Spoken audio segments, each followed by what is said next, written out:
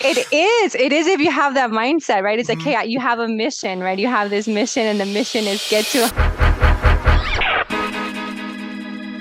All right. Hey, Candice, thank you so much for being on Elite Agent Talk Show. I'm so excited to have you on here and learn from you. But yeah, how are you? I'm doing great. Thank you. Thank you so much for having me today. I'm humbled and very honored to be here with you today. Yeah, no, I'm really excited because a lot of things we could go over, but how many PCs have you been to? Five PCs. Okay, one of the things that I really want to talk to you about is your life insurance productions because your agency has written over 100 life policies 4 years in a row now. MDRT, toppers for 10 years, over 10 years now. So a lot of great things, especially, maybe we could relate to a few things because you're also in California. Yes, Northern Where's California, where's your office again, San Jose? San Jose, California. Okay, Yes. great. And we also got started in the same time, but yeah, let's start off with how you got started. Like, how did you end up becoming a farmer's insurance agency owner? Yes, of course. Yeah. So I was working at a country club, and one of the members at the country club said, "Hey, do you want to come and start a State Farm agency with me and my wife?" And I said, "Oh, sure." I learned a little bit more from them. They were leaving Apple and IBM to become State Farm agents, and I said, "They live inside the country club. I want to definitely learn from them." I was 18 years old at the time, so I got my insurance license right away with them. Learned from them. Started a scratch agency with them. And then I felt myself, running their operation most of the time. Things didn't end up working out there, so I ended up, thinking insurance wasn't for me. So Hmm. I went out and I searched for different career opportunities, and shortly found out that the grass is not greener on the other side. And came back to insurance, and just I thought I could go back and work as a producer for another agent, another company, or another State Farm office. But I found out the great opportunities that insurance has for an agency owner. Not knowing a lot of that, State Farm agents kind of don't share too much about what they do and how the business operates. So once I found out that actually I could be a farmer's agent, I was 20 years at the time. I was a junior at San Jose State University, majoring in business. And I said, "Hey, I can definitely do this." Took it on, and 3 months later, hired my first employee, and had a payroll before the age of 21. It was quite an adventure. I don't know how I was so brave to take on that at such a young age. I don't know if I would be that adventurous now, but very happy that I did, and happy that that door and that opportunity came to me. I was able to help all my siblings. I'm one of seven kids, and five of us are in the insurance business. So very thankful for that. My mom worked with me at the office for a long time until I had my baby. Now she definitely wants to be part of that. But huge supporter, huge rock for me in terms of always being there for me and helping me through my first baby, my business for 10 years, and now with my real baby this year. Sophie was born in January. So very, very, very blessed to be part of the insurance industry where I'm able to be a mom and run a business and do good at both, I think. Oh yeah, well, absolutely great at both. Wow, so that is an early age to become an agency owner. Yeah, at Yeah, the time, I think there was more of a recruiting push to find agents, huh? right. Yeah, and I think my DM didn't really pay attention to me until I started, doing writing a lot of policies, and it was myself and my CSR. She would just do a lot of the paperwork. Um, And it was actually my sister. My sister was my first employee. My younger sister kind of came on board with me and did all my alerts and did all the back end, and I would be the one selling. Got her license right away. Then we hired a second person and kind of went from there. Now, Jasmine's also an insurance agent with Farmers. She's been an agent for 5 years now. So, um, Oh, she has her very, own agency now? yeah, she has her own agency Oh, now. okay, cool. Wow. And then your mom kind of helped you out in the agency too, Yes, as a yeah, staff? my mom helped in the agency as well. So my mom doesn't speak English, so we kind of taught her a lot of, the computer stuff ourselves. Hmm. And then she would call our Spanish speakers. She would call on alerts and kind of be the office mom, get coffee, just do a lot of the administrative stuff out, that, and then talk to the Spanish speaking customers too. Our clients love her. So Wow. Yeah, you made a big difference in your family's finances. Are you like one of the older siblings? I'm the middle child. Oh, really? Yeah. Yeah. But yeah, insurance has been great for your family. But the State Farm experience from 18, learning a little bit from there, right? hmm What about the early years? What were some of the biggest challenges? The biggest challenges, right, and I feel like they never end, is definitely staffing, having a budget for marketing. I feel like, I always was a big believer of, hey, I'm going to spend a third of the money on payroll, a third of my money on marketing, and then the rest of it, I get to keep. And sometimes I would, I was still a broke college student, right? My first 2.5 years as an agency owner. So a lot of the money that I wasn't a real, broke college student, and I was providing for myself 100%, school and, a room and board and everything like that. My parents didn't have the means to be able to support me with that. So running an operation was very, it was challenging at times, right? But at the same time, I feel like when I look back at those times of my life, I feel very lucky to have been that adventurous and that brave in terms of being able to take on agency ownership. Yeah, I mean that's so inspirational to be to hear your start like that, to be 20 years old. And how'd you even learn about that? I mean, that's great percentage. I haven't even broken it down myself like that, but a third for staff and a third for marketing.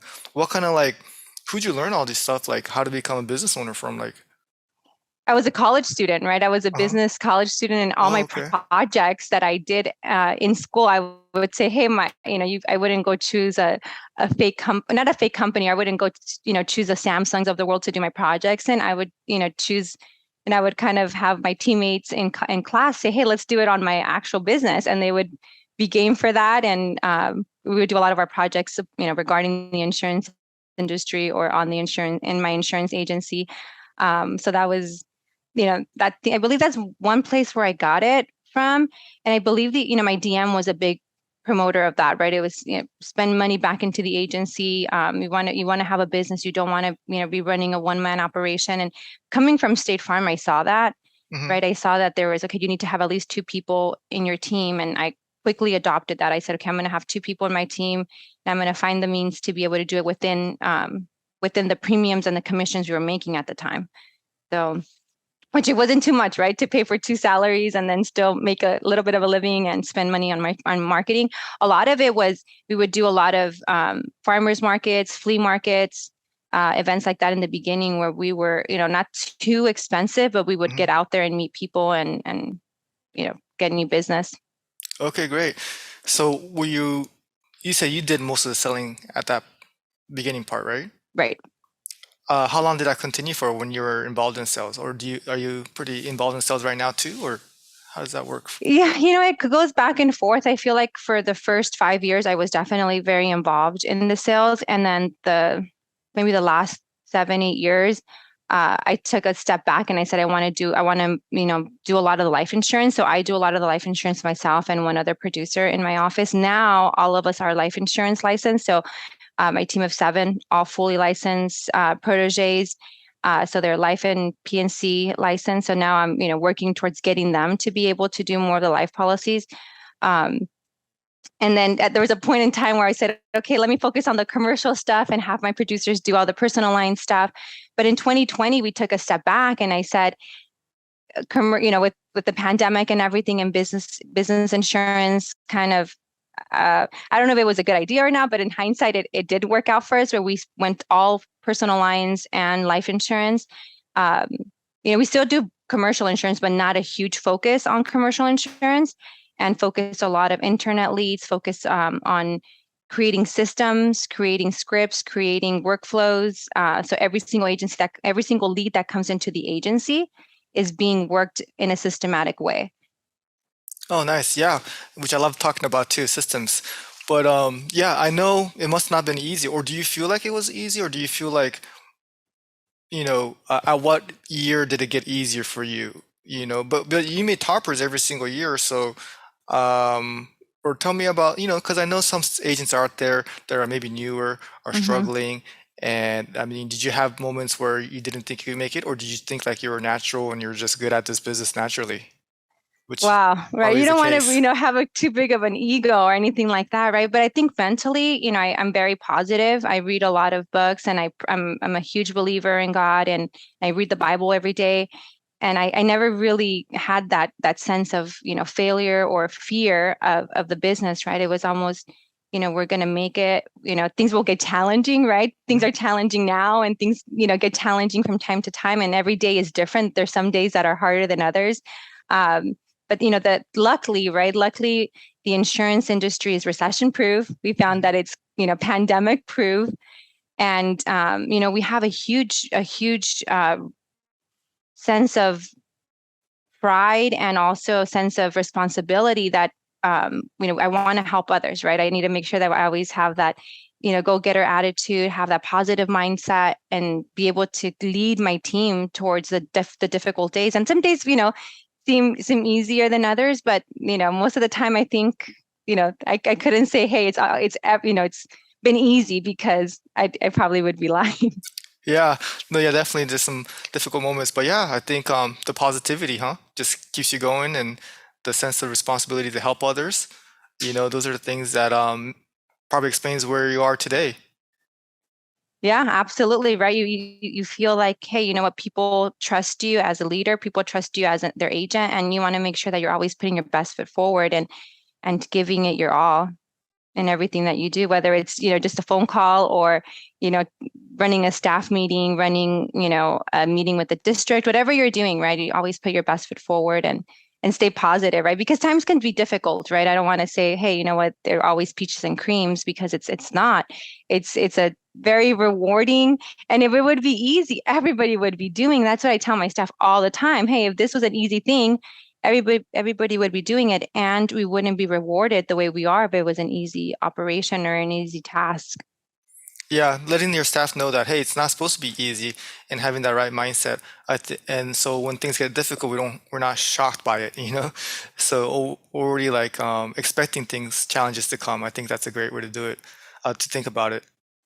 But yeah, I mean, with all the experience you have now and with some of the things that, other agencies seen, what are some difference makers you think that has made you, you know, and besides the positivity in the systems, but in anything else that you figured like, wow, this I'm doing this a little differently that has helped me, like any game-changing moments in your career where it has helped you grow to where you are right now? Absolutely. I think setting goals and accountability, right? Setting yourself up, hey, you know what? I'm going to have a business plan, and I'm going to review it daily. I'm going to review it weekly with my team. We have meetings every single morning at 9 a.m. with my team, whether it's, people who are working remotely or people who are working in the office. I do allow some of my top performers to work hybrid, where they can work from home a couple of days a week. And then I see their productivity just go up, right? Or um, so being very flexible when it comes to, different challenges. I feel like one of the things that I can share, right, is being adaptable, right? If Hmm. things get, when we started, right, it was in the middle of a recession, and people think, oh, well, there's a pandemic, and now there's rate stuff, or there's underwriting issues, or there's different things going on, right? It's like, hey, in the next 5, 10 years, or every single year, there's going to be a different obstacle. We're going to handle it differently. But having to be able to pivot, I feel like, is one of the things that and not get too in your head. I feel like a lot of the times, we think, hey, you know what, things are getting difficult. Let me retreat. Let me stop spending money on marketing. Let me start spending money on staffing, right? It's easy to have that mindset. Um, I feel like I don't, I never watch TV. I tell my friends all the time, I'm like, I don't watch TV. I watch Dan Kitadima on YouTube. That's my form of TV. And I'm a huge follower of yours. And, I love everyone that you host on this channel. Like, what am I going to say that's going to be impactful and help others, right? I definitely want to be able to help and do whatever I can on my end to be able to help. But I think, along with what we talked about, right? It's very simple. Spend money on marketing and staffing. I don't think you can do it alone. I feel like a lot of agents say, hey, I can do this alone, or taking that leap of faith to hire your first employee, taking, and then not getting married to your employees, right? Not getting married to your team, because sometimes people don't work out and you want it more than they want it for themselves, and saying, hey, you know what? Let's part ways in a good way, right? Because sometimes not every employee is going to be a good asset to your team and to your business. And maybe they may not be happy either, right? It's one of those things that, just digging deep within your team and figuring out, hey, is this the right opportunity for you? So now what I do a lot of the times is I stick with what I know and what, other agents have shared with me in terms of ideal traits, right? Make sure you hire those sales people, the sales leaders, the closers. And even though this person interviewed very well, on paper and in person, they interview very well, but then they fail that personality assessment or they fail the problem solving, just trusting your guts to saying, hey, you know what, maybe that person may not be a good fit for the team. One thing that I started just doing recently after, one of the speakers on your show was I'm spending a lot of my time on recruiting. So most of my time now is being spent on constantly being, looking for new talent, new team members. I opened it up to doing, even remote across the country. I soon noticed, I'm like, hey, you know what, maybe I should keep it to the Pacific Standard Time, right? Because someone working in Florida at 9 p.m. on a Friday night may not be too advantageous.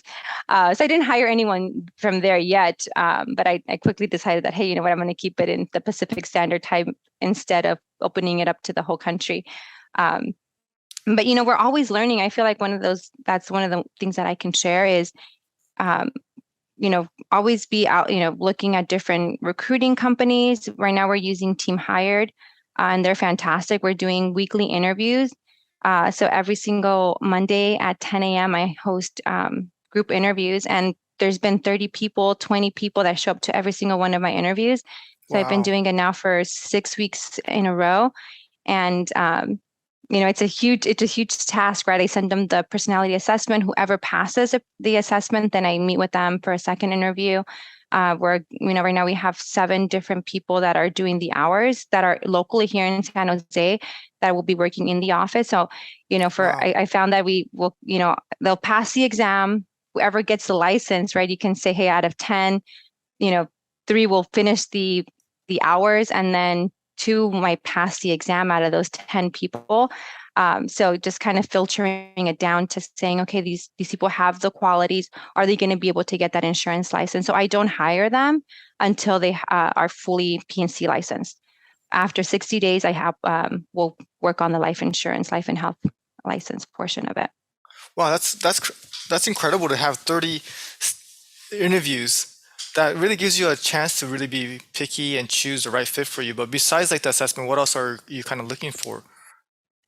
The assessment, the problem solving, I found that it's one of the biggest things. I hired someone from Team Hired last year, and she finally got licensed in November, and since November to today, she's almost at 300,000 in premium. Wow. So I looked at her personality. She was a salesperson, and I looked at, she got 15 out of 15 on the problem solving. And she's very resourceful. She can find answers by herself. She doesn't need a whole lot of hand holding.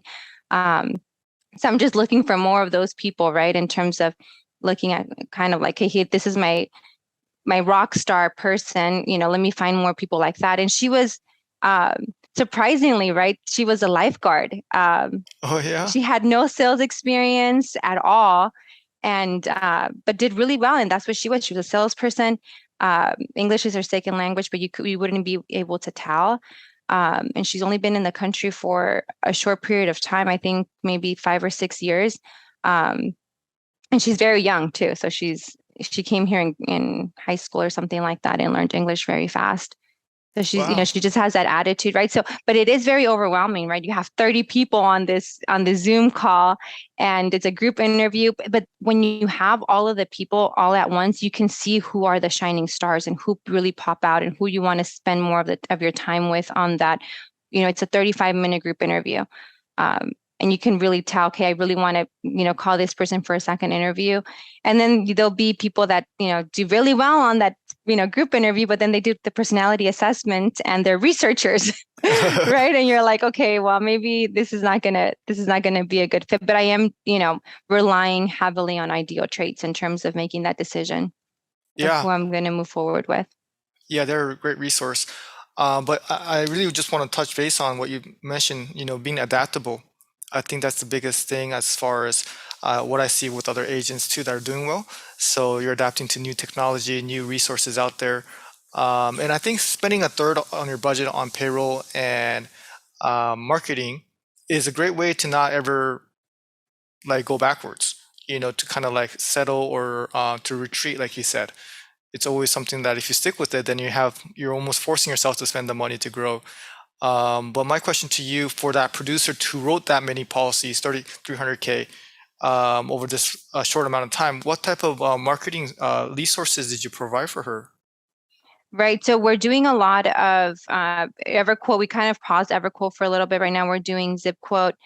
She works our home and auto book, so she's constantly looking at, cross-selling and upselling.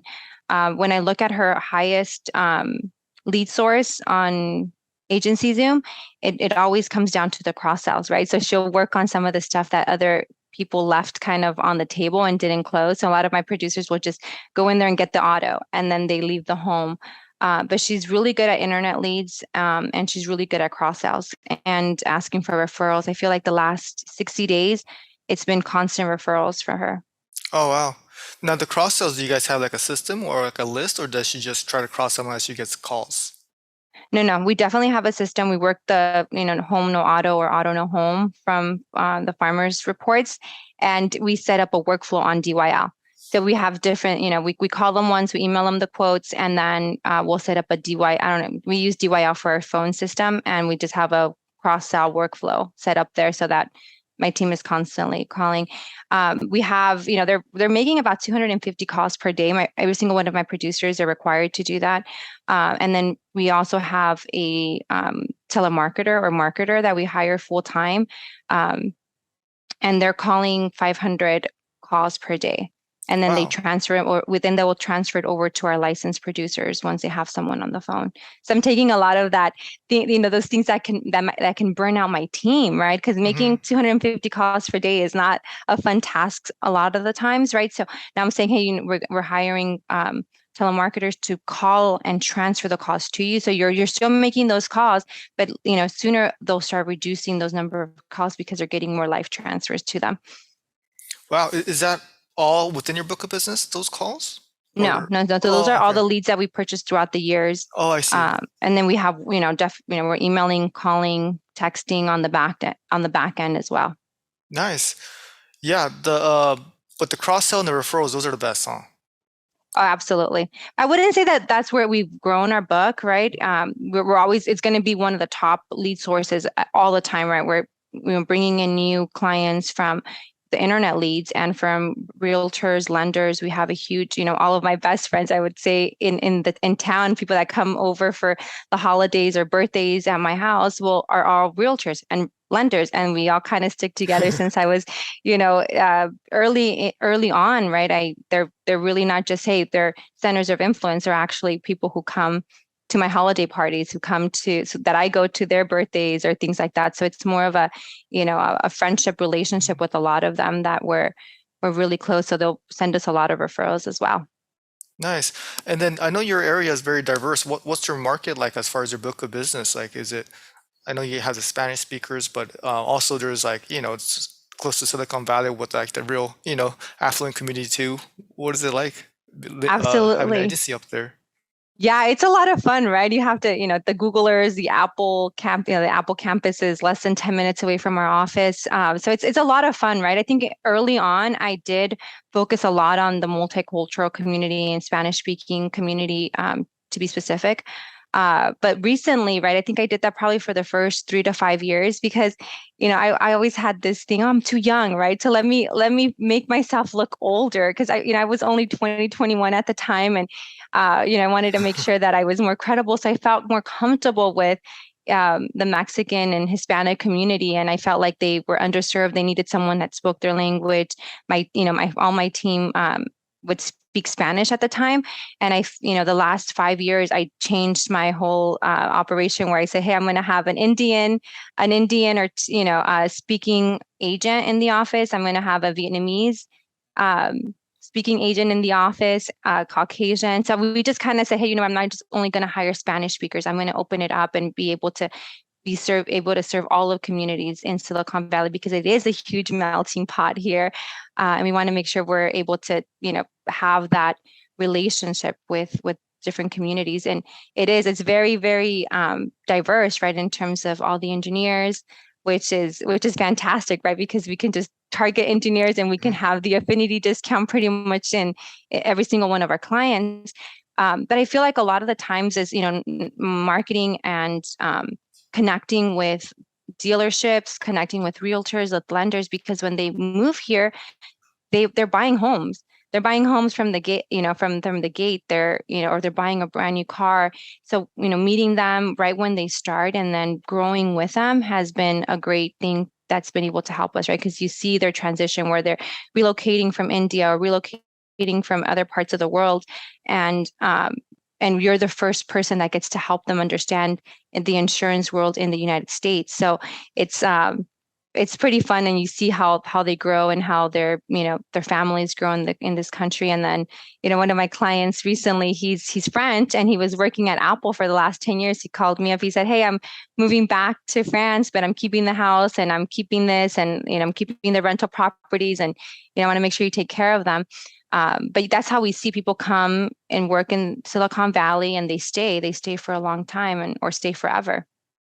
Well, yeah, and they have really good jobs there, so yeah, they have the ability to have a quality, and they value insurance too, so that's a great market to be in.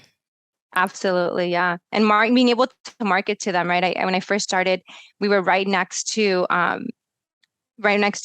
Google in a different town. We were in Santa Clara, and we were kind of, we would market to Mountain View where Google was, and I would host different luncheons at Google. So I just try to, and we go back and we think, but what were we doing back then? Let's start implementing those things, right? But then they started getting bigger and bigger and bigger, and then it was harder to get in to do different luncheons at the Google campus or doing at different technology companies in the area. Well, you were actually hosting luncheons there? Yeah, I I think. did, because I got one of my friends from college that started working there. So Mhm. he would say, okay, let's, I'll get you in. And I'm like, okay. So I did a couple, and then they were like, wait, we can't have vendors unless you're approved. I'm like, oops, we were just talking to all my friends here, but Yeah. they caught on pretty quickly, and you couldn't do them. But just getting referrals from them, right? Hmm. It's, they're all best friends. They all hang out, and getting a lot of referrals from the different employees at Google. That's cool. Well, Candice, let's also talk about the life insurance piece, okay? Because that's what I want to learn myself is how do you get um yeah, what's your strategy there? Like, 100 policies. You said 1 year, I remember you're talking to me that you missed it by a little bit and that Yeah, we motivated did you. 93, right? And it was heartbreaking because we were almost there.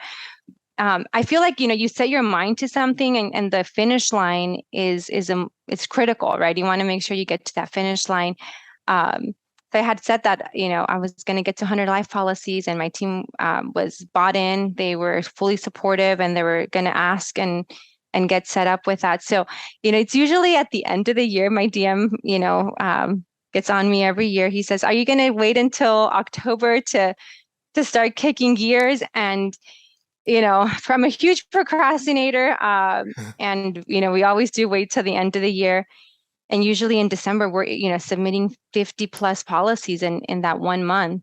So it's either in the 30s, 40s, or 50s just in December, because it's we know that the finish line is near, and we're not there yet. So we really focus on that last month, the last 60, 90 days of the year, in terms of getting most of our production. And then January, there'll be a lot of, like sometimes 20 policies that kind of came in from the end of the year that, didn't get issued and paid right away. I don't encourage anyone to do this. It's very stressful, right? But I always say I'm going to not do that to myself ever again. My team vows, hey, we're not going to do that to ourselves again. But we end up kind of, putting it in the back burner sometimes, till the end of the year. But how do we do it, right? We you become mindful, right? You become mindful of, hey, the finish line is near and you're not close. So every single phone call that comes in, right, we become more mindful of asking. And lately it gets easier and it gets more difficult as time goes on, right? Because you feel like most of your book of business is already cross-sold, right? Hmm. There's someone in the household that already has life insurance. So we started looking at it with more with just more detail in terms of, hey, only the wife has life insurance, but what about the husband? Hmm. Um, so even though we say let's get the husband, now we've moved it over to every single driver in the household should have a life policy. And then once, a lot of our clients are, having young drivers but they still have other children who are not drivers yet. And we want to get them, insured as well. So then it becomes like, hey, within one household, we'll have 4 or 5 policies because we cross-sold to every single driver and the young children. Um, and then from there we get referrals. Hey, does your daughter got married and has a baby? Well, let's do the in-law and the son, the new baby. So it's we're just with one family. Sometimes we'll get 10 policies because it's you make sure that every single person in the household will have the life insurance policy. Wow. Now, are you doing most of these over the phone or Uh, face to face? yeah, I think with 2020 and the pandemic, we did Hmm. most of them over the phone. So just a service call, you'll mention it. Right. Or FFRs, mainly during FFRs. But it's really in every single service call, Hmm. that comes in, or people will, when it was just 2 of us licensed in the office, it was, hey, this client called in for XYZ, adding a car, adding a driver. This is what the premium looks like, without life insurance, and this is what it looks like with life insurance. And, can you quote, these are the ages of the drivers in the household. Can you quote them? And then myself or the other life license producer in the office, we would call them back, handle their service, and then also pivot and cross out to life insurance. Wow. You make it sound so easy. It is if you have that mindset, right? It's like, Hmm. hey, you have a mission, right? You have this mission, and the mission is get to 100 issued and paid. And I feel like we should make it to 200 because Richard Salinas is now, doing 800. And now we're Hmm. like, okay, well, this is going to be fun. Um, and then also right now with VULs not being part of the picture, right? Now we have to make sure that we're able to uh, do everything, excluding the variable life insurance policies, and saying, okay, well, we still need to get to 100, even though we wrote 20 or 30 VULs, we have to do 130 to get to that 100 issued and paid because they're not going to count. Oh, Um, really?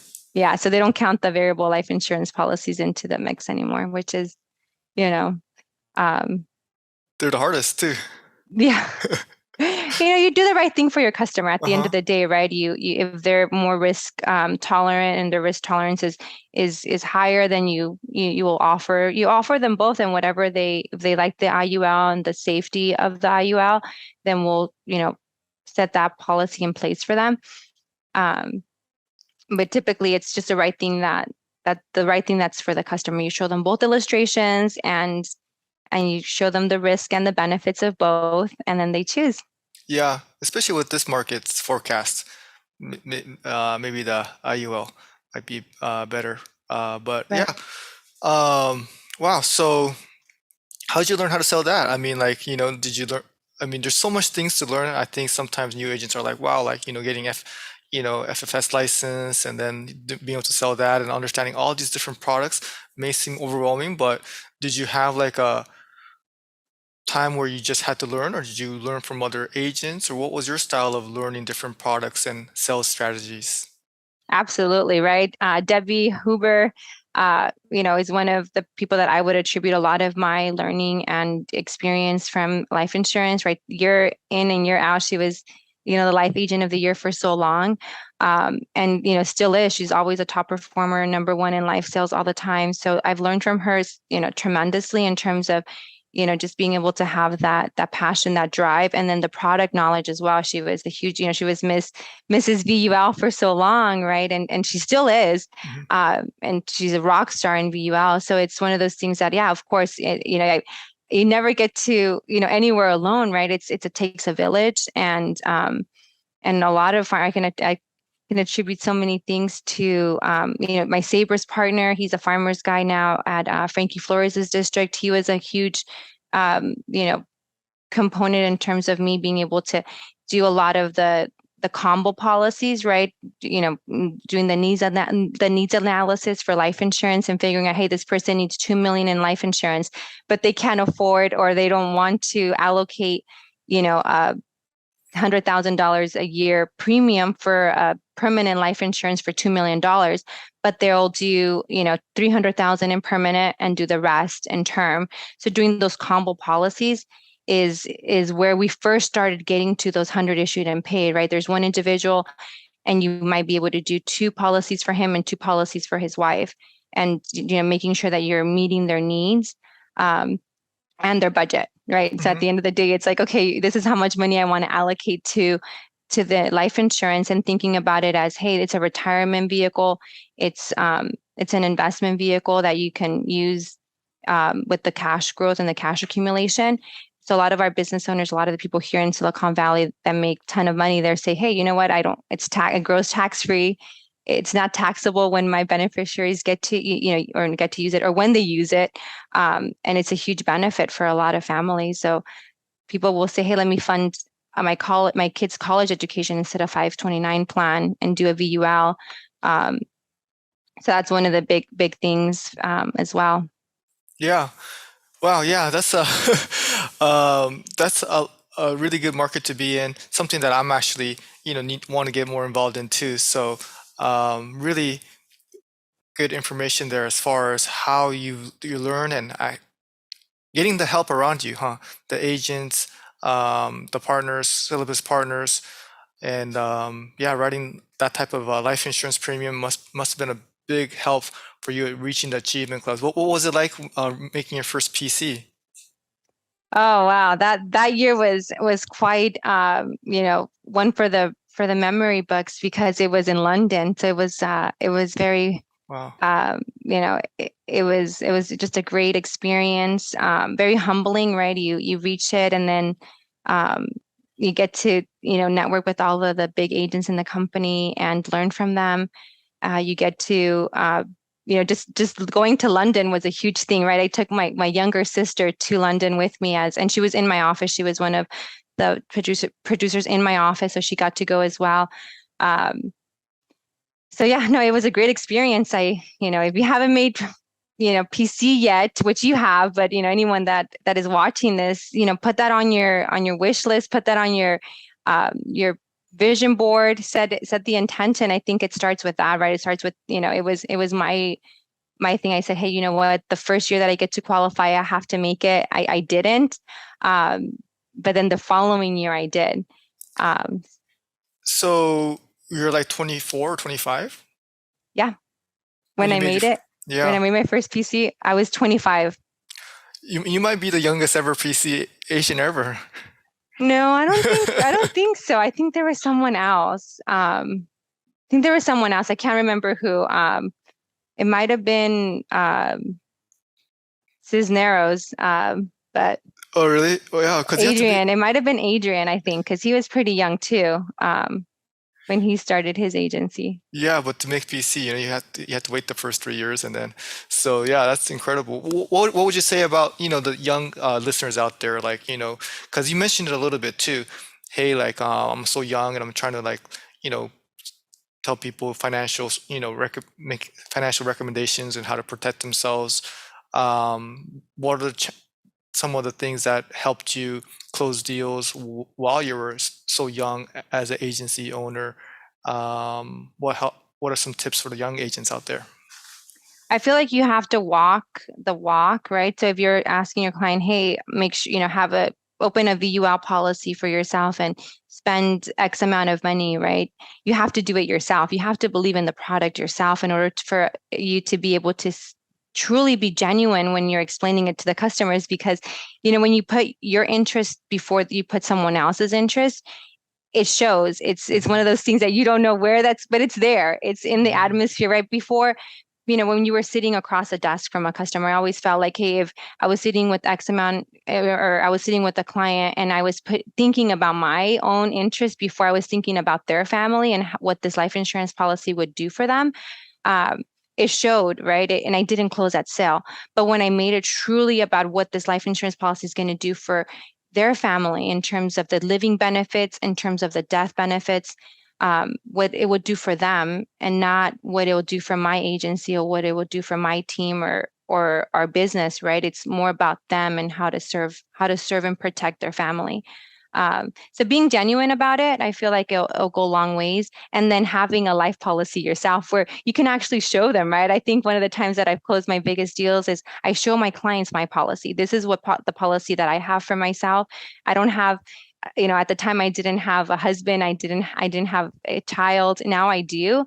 But I didn't. I said, hey, I don't have kids. I don't have kids right now. I don't have a husband, but I'm going to, I hope to have that one day, but I want to start now because it's cheaper when you're young. So, relaying that to a lot of the people that were in my shoes, young adults, I would say, hey, one day you will have a wife, one day you will have children, and the price is going to be higher, and or your budget might not be there because you didn't start the habit now when you're young, right? It's all about habits and setting those financial healthy habits. So if you start saving for a variable life insurance policy now, when you get the mortgage, when you get the child, when you have a family, it's going to be harder to fit in the $500, $1,000 a month in premium, right? And we would start at $200, $250, $300 a month, right? And then being able to work with them on their budget. Yeah. No, I think just really genuinely caring about them, because most people don't really care about your age. They really care about what you could do for them. So if you genuinely care and that they could sense that, then I think the age situation doesn't become a problem. Especially if you're already, like you said, spending money on that type of policy and you're that confident about the product, then I think yeah, I think that's a great way to not have to worry about, them thinking about your age, because at the end of the day, they just care what you could do for them, and if you really want to help them, then that's what really matters to them too.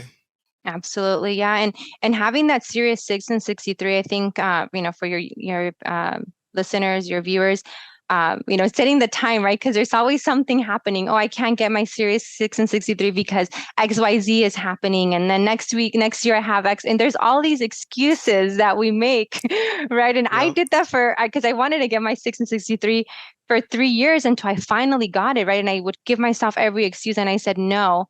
This is a goal. This is something that is going to transform and it's going to be able to help my clients and really take my business to the next level. And I sat down and I didn't pass, I passed my PNC license, my life and health license on the first try. And I didn't pass my 6 and 63 on the first try. And it really affected me, right? I'm like, how can I not pass this on the first time? I passed it on the second time, but that was hard for me to face failure and said, hey, I failed at this. And how do I sit down? How do I sit still? And, with all the fun stuff going on and say, hey, I'm going to study for this and I'm going to pass it. And not making any excuses, right? Like, oh, I can do it next year, or hey, I'll do that next week, or I'll do that next month. Saying, no, now's the time. And today's the day that I'm going to sit down and schedule that exam and study. I think that, we tell it to our new staff all the time. Hey, just schedule the test, and then you'll know that you'll have that deadline. So I say for a lot of these, for people who don't have the 6 and 63 license yet, just set it up on the calendar. Go and schedule the exam, and then you have no excuse. Uh-oh. Okay. Now you're getting me motivated. Yeah, I was telling you that I was, shouting you out on that one, Dan. Yeah. Okay. It will take your business to a new level. And, when I was studying for the exam, I would sit down and say, okay, my client base isn't an affluent. How, what clients am I going to sell this to? Or who am I going to, my clients don't have money. They always say they don't have money or XYZ. I'm like, no, that's what they tell you. They tell you they don't have money, right? But they do, right? They're going to tell you, I can't afford this, or I don't have, but you show them the growth, you show them the illustrations, and then they say, oh, actually, can I put $100 more in there? Or and every year they'll set it up at the target premium, and then they'll call and they'll say, hey, what can I send to max out my policy? And then they Yeah. max out the policies. It's kind of crazy how sometimes we underestimate how much people have and how much people can contribute to things like that. It's like it's such a bad habit to have is when you're underestimating, how much actually money is out there. But one thing for sure, Candice, is that you're very goal oriented. Oh, I thought you were going to say something else. I thought you were going to say, hey, I'm going to go take my Series 6 and 63. I'm trying to put the pressure off of me a little bit. John Muting will be like, good job, Candice. Way to get Dan Kitajima to get his license. Yeah, no, I've actually I had it, but it was just inactive. So that's but I know I could pass it. So I know I could do that part. But no excuses. Or even like your said. team, right? Even someone in your team, right? Because you're not running the day-to-day operations or meeting with clients yourself, but having, I know that some of your staff members are Spanish speakers, and being able to help that community, right? Because if at the end of the day, whether we want to accept it or not, I feel like, the Hispanic community is still the number one, community in terms of population in the whole state of California. So when we look at it that way, we can say, hey, there's so many people that we can help. And I wish someone would have, my mom's insurance agent when we were kids would have showed her the value of life insurance, would have, educated her on being able to put money away and how it would grow for the future. So start even sooner, huh? Right, because it's an underserved community, and you have people in your staff that are highly, caring. They're bilingual, and they'll be able to help a lot of your clients, and they're underserved. So it's one of those things that, hey, let's help our communities. Let's help people that need us the most. Yeah, no, I like that idea a lot more. Yes, because it would be really hard for you to take yourself away from what you do best, which is leading, marketing, and the things that you love, right? Because you love them because your results show it, right? You're great at leading, you're great at motivating, and you're great at marketing. Oh, thank you. Yeah, but what I was gonna ask you was the goal setting part. Okay, because you there seems to be a pattern. You had a goal and you accomplished it, and you put your mind to it and you accomplished it. Does that come natural to you, or what are some tips you could give on how you set your goals? You even said you have daily goals that you go over with your team. Just what are your general thoughts on and strategizing how to come up with good goals and how to stick with them? Just having them top of mind, right? It's one of those things that it's become second nature. Oftentimes, I feel like it starts with learning the secret. It starts with how you start your morning. For most of 2020, I feel like I would go, and I'm kind of feel like I'm repeating myself from some of the prior people that you had on the show, right? But I would, every single morning I would go running and I would listen to Dan Kita and I would listen to your show. And half of my run was spent on listening to people on your show and what they were doing and how positive and encouraging and how we can, be successful in this business. And then a portion of it was spent on Audible and listening to Audible while I'm running. I'm a runner. I love running. I'm a marathon runner, and I haven't ran in a marathon in a while, but Wow. a goal to, one of my goals as soon as my baby hits 5 years, hopefully I'll be able to run another one, right? But one of those things that you're running, you're listening to things, you come back, you write them down, right? You write down those, hey, what were the top things that I want to take away from the video that I listened to today or the book that I listened to today. So in terms of goal setting, you have to just make it a daily habit, right? Listening to different books. And I always write down all the books that people on your show mention, right? And I put them on my Audible and I listen to them throughout the day. I listen to them mainly in the morning, right? It's all about how you start your morning. Yeah, no, daily getting yourself good content, and then writing it down. I think that's key too. So I think that's great tips there. Having to do it every single day in the morning. There's so many things we could listen to, or it could be music or just some random podcast, but something that really helps your business, and then writing it down. I think those are great tips there. But yeah, Yeah. speaking of goals, what's your goal as of right now, would you say, for your agency? My goal is to get to $10 million in premium. It took us 13 years to get to 6 million, which we are right now. But, I want to get to 10 million sooner than what it took us the last 13 years. So, I hope in the next 3 years we'll get to 10 million. So it's one of those, main focuses right now, in terms of sticking to premium. I compensate my team on premium, and we started doing that 2 years ago, where it's all about premium. Everybody has a premium goal in the office. Yeah, we were compensating them differently. We just changed it. And not being afraid of change, right? Changing compensation. Farmers changes our compensation. They didn't change it for a long time. I feel like now it's changing a little bit more frequently than before, but being able to adapt with it and aligning your goals to what farmers' goals are, right? If there's a promotion and farmers insurance open promotion, focus all your time and energy on whatever it is that they want, right? If they want life insurance, okay, let's write life insurance. If they're doing a promotion on new business premium for, now, right? That's a new thing for personal lines and commercial lines, life insurance, quarterly bonus. But before, with the different promotions, we went to a Zurich Classic, and that was one of the things, right? It's like, hey, whatever the promotion is, if they want commercial, let's write commercial. If farmers wants auto and home, that's where it's easy to. That's maybe the market that they have open, right? And it's going to be easier to write that type of business than say something that they're, getting away from. Yeah. Yeah, no, that's an awesome goal. Yeah, and are you planning to do it like organically or through acquisition or mostly through new business premium, you think? Well, I can't control the acquisitions, Right. but I can control the new business premium, right? Absolutely, right? If we can acquire something, which is, I keep having, weekly conversations with my district manager and different people at the territory, and being able to strategize in terms of being able to acquire. Of course, that's one of the biggest things that I want to make sure that we are positioned to be able to do.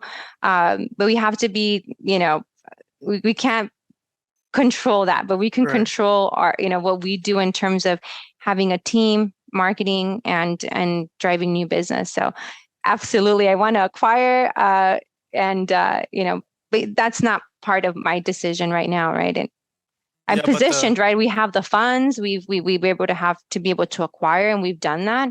oh yeah. Um, Financing, right? Mhm. It's one of the, you make sure you get that position, in line.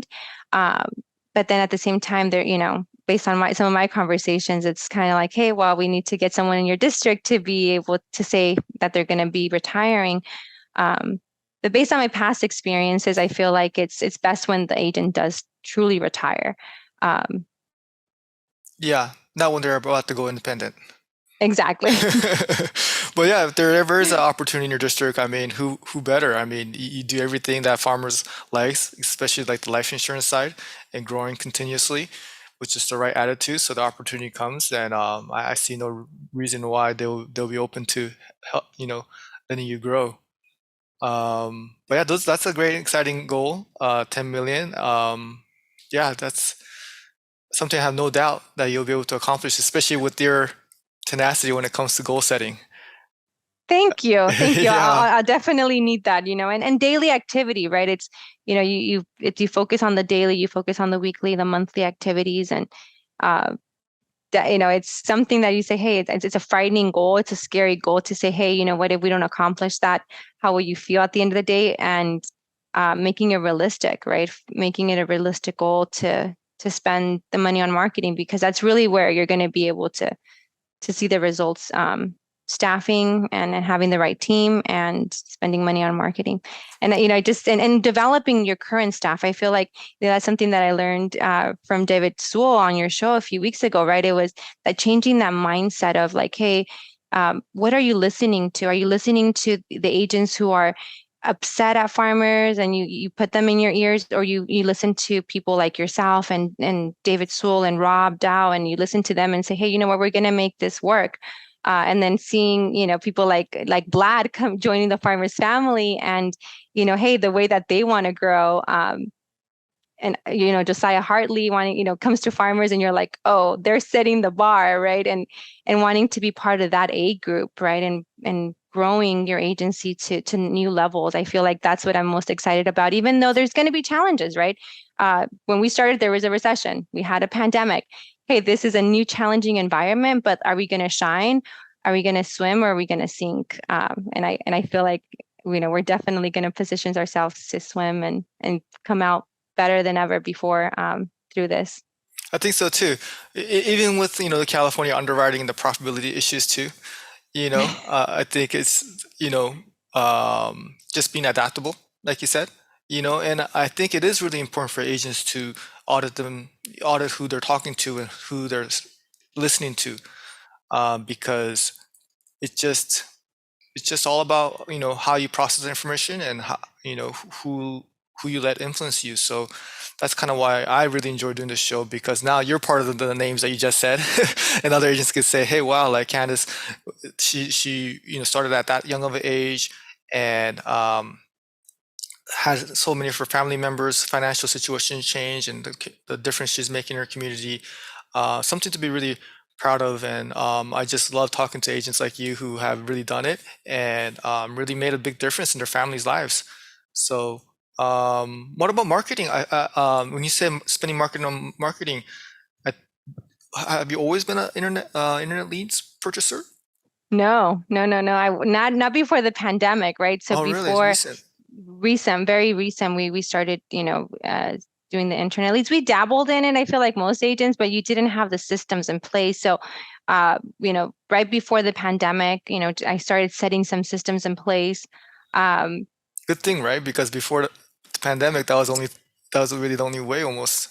Right. Well, the systems to be able to tackle internet leads, right? Because Mhm. you can have a different system for event marketing. You can have a different system to be able to market and network with realtors and lenders and dealerships. And, you have like a different system for every single type of marketing that you do. But in order for you to be able to do the internet leads, you have to be able to have a systematic system in place to be able to successfully complete the purchase of the lead to the close of a sale, um, and be able to touch them constantly. Right now, right, we're currently, I think, at 30,000 leads that we purchased since we started on DYL, and we rolled them over to phone burner recently, right? And one of those things, right? It's like, just being, people are like, well, you just switched phone providers, you're going to switch again. I'm like, I'm going to go to the new technology, wherever the new technology is.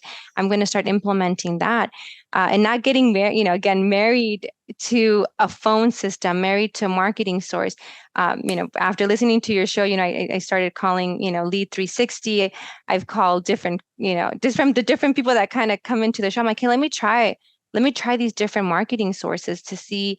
Avenge Digital, I started working with them jointly. I started working with them in the last, 6 months. So saying, hey, you know what, this thing is working. And when you start seeing that it doesn't work, being quick to adapt and to change and say, hey, you know what, who's the next, always vetting. I feel like you can't just say, hey, whenever this is not working, I'm going to go find something new, right? Always be bringing in different lead sources, whether it's internet leads or life transfers, whether it's EverQuote or, ZipQuote or Avenge Digital, you kind of just have them a lot in the mix, and then you find which ones you're having the highest close ratios from. Yeah, I never heard of phone burner. Phone burner? Hmm. Oh yeah, it's really good because when you start making 200, when you're well, you have the telemarketers, but when your producers are making 150 or 200 calls per day, your numbers are going to get flagged for spam, Hmm. right? So you can be checking those, but there's not really a good system out there that I found, except phone burner, right? They recycle 10 numbers, and you can buy, numbers in bulks of 10. And they recycle them, and their software in the back end knows when your number has been flagged. So then you Hmm. don't have to rely on anything, yourself or someone. We kind of relied on, okay, we made 20 calls, no one's answered, our number's flagged. Let me Hmm. test it. But then you get slowed down when you do that, right? So phone burner actually has a technology behind it to be able to know when your phone has been flagged and recycle it. Oh, wow. Yeah, I'm gonna look into that because a couple of our numbers, best like, our clients are like won't pick up because it says spam likely. That's a great way to not get your phones to be picked up. So Exactly. Yeah. yeah, And you don't know when they are. So phone right, burner and on the back end will change the number for you. You don't have to go in there and do it manually. right. So, we're going to have two phone systems, right? They kind of integrate in a way, but the people who are making the most phone calls are on phone burner. Whoever's making a lot of the outbound calls is on phone burner. And then we have DYL. If anyone calls the number back, it rings DYL. But the main outsourcing and main number or the main platform that we're using when making outbound calls is through phone burner. Nice.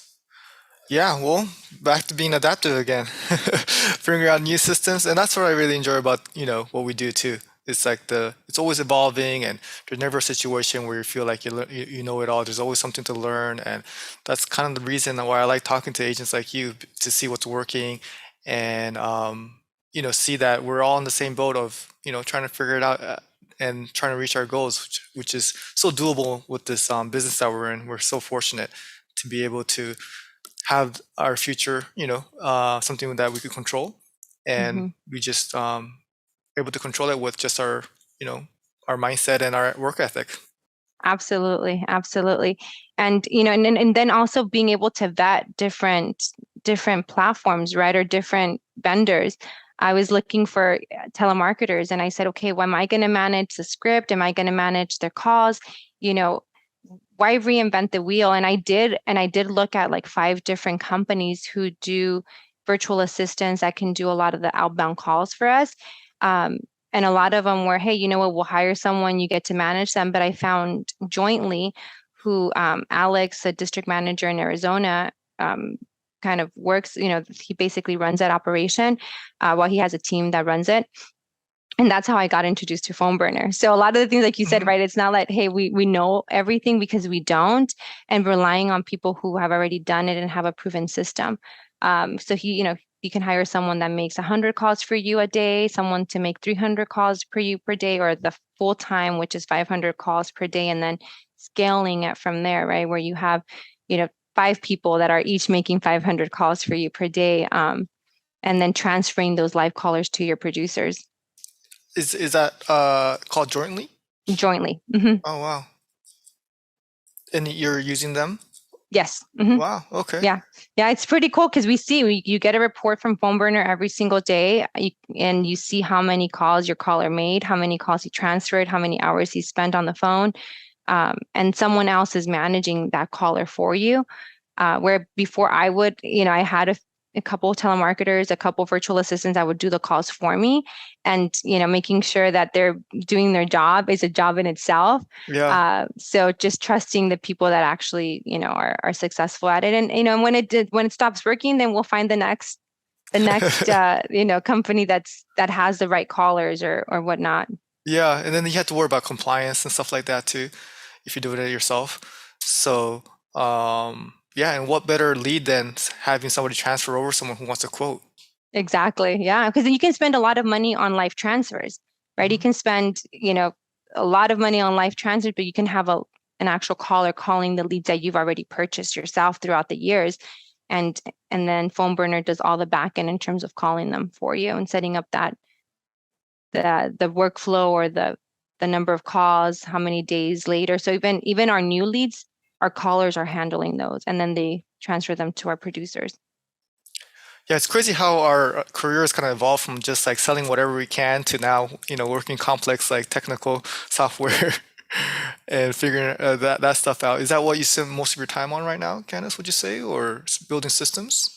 Yes, yeah, yeah. I'm up at 5 in the morning every day, and I'm, 5:30. I'm on my computer working, and I have a little one, right? So I say, hey, my most productive and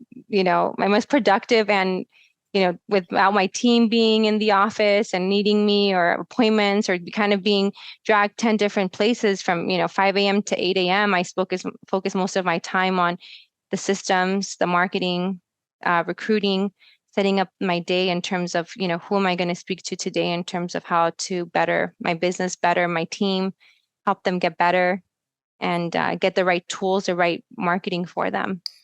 And I learned So, that from you, oh, wow, right? You thank don't you. want them doing really hard work. You want them doing, you want them to enjoy their job. And I found that I was getting people burnt out because they were just making, tons of calls on their own. That can get exhausting after a while. So just being able to, hey, let's give you live calls. Let me hire a telemarketer. Let me hire a virtual assistant to do the work that you don't want to do, that don't require to be inside the farmer system because they can't access the farmer system.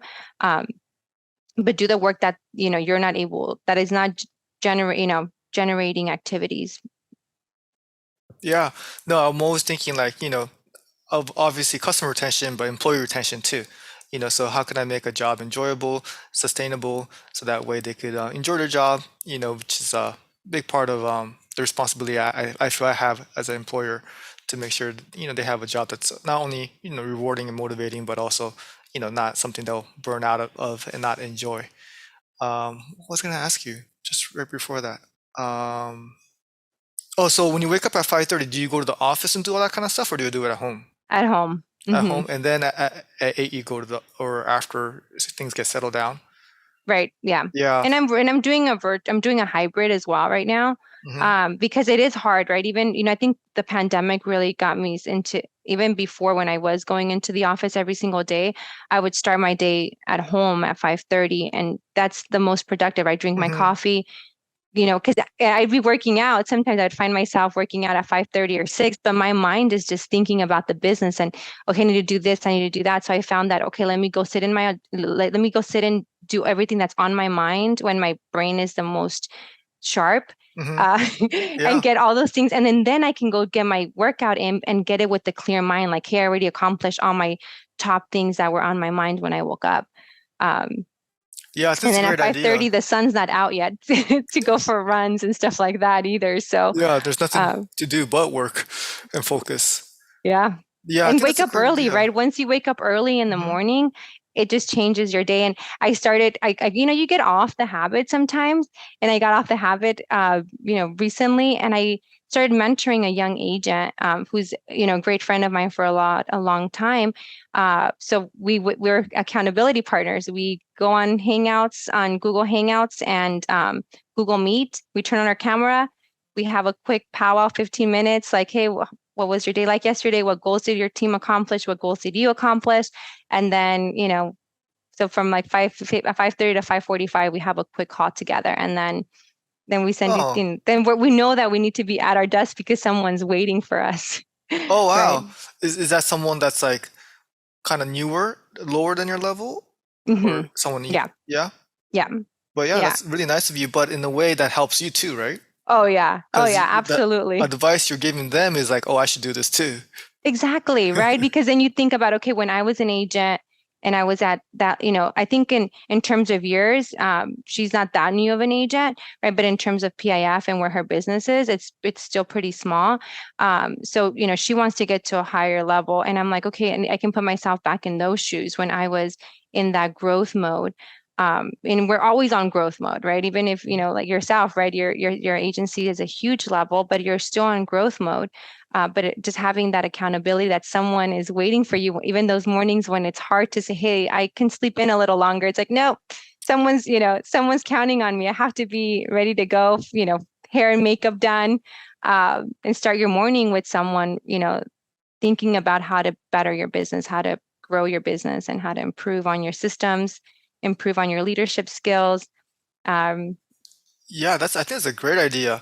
I think that's something all agents should do, even, on both sides, to just have an accountability partner and then to also help out other agents that want to get to your level because I've learned that too. When I help other agents out, it actually is helping me in return because it's like re-emphasizing what I should be doing myself. So it's like I can't give advice when I'm not doing it myself. But also the timing thing too, because I think sometimes when I wake up and then I get to the off, I have my morning. Well, I just get ready and then go to the office, and I like to work when no one's there. But I start at 7, so I only have like an hour of that. And while I'm driving or I'm in the shower, I'm thinking like, wow, my mind is so fresh. I'm thinking about work. So I think that's something I may tweak where I just wake up and then really early when I wake up, I'll just get straight to work, knock out all the hard things and the game planning things and really the deep work, the hardest things, the most important things out, and then, do go to work. or join our group at 5:30, then we need someone that's, at a higher level. So that'd be really cool, because then we also talk about, hey, I spoke to this vendor, or I spoke to this phone company, or I spoke, this is what I found. And we kind of share those. She was the one that actually shared with me jointly, right? And I called them that same day as soon as I Mm, got off the phone with her, and she had had their contact information for a month or two. And then after I shared with her what I found, she called them that same day and signed up as well, right? So it's one of those things. It's like, hey, you might have not had time. You didn't have time to do it. I had time to do it. This is what I found. I already signed up, and these are the benefits of it, right? So it's, goals, and then also sharing different vendors that we're using or different resources. Yeah, it's almost like a teammate. Yeah, Yeah. Yeah, I'm not sure if I could. think about it. I Okay, won't. I won't put you on the spot, but okay, think about it. but don't expect me to have my hair and makeup done. Okay. It's kind of early for me. Okay, okay. You Just don't need kidding. it. Luckily, you don't have to do your hair and makeup. Yeah, just kidding. Wow. All right, Candace. Well, no, this has been great. Thank you so much for sharing your time, and your story. Your story is just so inspiring. I think we all have a unique story, but yours is something I just didn't know about your background of that type of, start. And then you're just, you know, your mindset of like, hey, the whole time you just had goals and stay positive and you never really thought it was really difficult. I mean, obviously there was some difficult times, but you just go through everything with a big smile and you just get things done. I mean, it's just sometimes it's that simple, of having the right mindset. And I think the biggest thing is being adaptable. I think I almost fear that. And I think sometimes when we started off young, like we did, it's a little bit easier to adapt. So my biggest fear is like, wow, I don't want to get to a position where I'm not adaptable anymore. But I think a lot of it comes with humility and not having the ego and just understanding that I don't know anything. And as long as that we keep that mindset, then we're always going to be wanting to learn and wanting to adapt. So, yeah, things are going to be always changing. So you're going to be someone great to keep in touch with to see what's working for you now. And as you hit new goals, yeah, I'll be able to witness and say that you hit these goals and be able to congratulate you. So yeah, looking forward to keep in touch with you. Let me know if there's anything I could help you out with. But any last words you want to share to the audience? Definitely. I think, you did a great job at summarizing it and making sure, we stay adaptable. And then also knowing, right, that, we may know something today, but technology, everything is constantly evolving. Even though we may say, hey, I know this is the best tool today, it might not be the same tomorrow. And I think I remind myself of that all the time. It's like, hey, let's see, what else is out there in terms of tools and systems and processes. But one thing that I definitely, just kind of want to say again in terms of the opportunity of the insurance industry and what it's done for your family, countless families at farmers, and reaching out to other agents, right? I feel like my best friends, people who I talk to on a daily basis, are all farmers agents. So if you don't have, a colleague that you talk to on a regular basis that's a farmers agent or an agent in your company, definitely find that, and it's fun. It's fun, to do life together, because sometimes it does feel like we're, you know, all alone Yeah, as agency owners, and the days that you do feel that way, because I feel that way oftentimes, I pick up the phone and I call one of my best friends and say, hey, I'm struggling with this. Can we walk through it and learn from each other? yeah, so true. That's so important because, not even our family or definitely our staff, like not a lot of people can understand what we go through, so to find someone relatable, but it's so important that that person that you choose to kind of spend your ideas with and communicate with is a positive person like you are. And I think also I was kind of thinking how interesting how you're always talking about technology and adapting and stuff like that. Maybe where you live is advantage where Silicon Valley is always going through changes and the changes are going through so fast. Maybe the people that you're surrounded with are that future minded people. um, so I thought that kind of was interesting where you're located. Kind of makes sense that you're always thinking about the future and always willing to adapt. So yeah, maybe you'll be the first one to be advertising the metaverse. Oh yeah, I keep seeing those advertisements. I'm like, hey, I need to, spend some time learning about this. But yeah, the metaverse, fun stuff. Yeah, who knows what the future holds, but the sure thing is that's changing, Yeah, so we got to change with it. So, hey, I learned a lot, Candice. I really appreciate again your time and sharing your story. But yeah, please reach out to me. I'm really looking forward to keeping in touch with you and being one of those agents. I'll see if I could make it to the 5:30. I still haven't made a commitment about the Series 66 to 63, but I'll keep you updated on that one too. You got this, Dan. Thanks so much for having me. I hope that I was able to help, in any way possible. And thanks again for having me. And keep doing what you do best. You inspire all of us, and I'm very, very thankful. I don't know if I've told you that, but I'm very thankful for, especially through those pandemic months, the first 5 months that it was very, very scary. I think you did a lot to inspire a lot of us and keep us sane and keep us positive, and driving our businesses forward. So I want to thank you from the bottom of my heart. Thank you for having me today, and let's go get them. Let's do it. All All right, right. let's do it. Take care.